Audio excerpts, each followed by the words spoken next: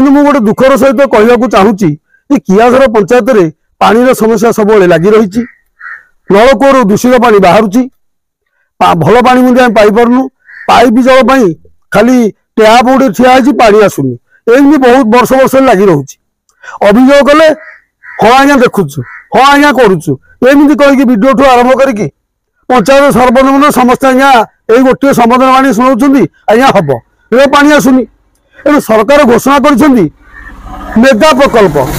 ଏ mega ପ୍ରକଳ୍ପ ଆଜ୍ଞା କୁଆଡେ ଗଲା ଆମେ କାହିଁକି ଜାଣିପାରୁନୁ। ଏ କୋଟି କୋଟି ଟଙ୍କା ଖର୍ଚ୍ଚ କରିକି ମେଗା ପ୍ରକଳ୍ପ ହଉଛି। ଏ ମେଗା ପ୍ରକଳ୍ପ ଆଜ୍ଞା ଦୃଶ୍ୟ ସତରେ ପାଣି ଆସିବ କି ଲୋକ ପାଣି ପିଇବେ, ଏଟା କାହିଁ ବିଶ୍ୱାସ ହଉନି।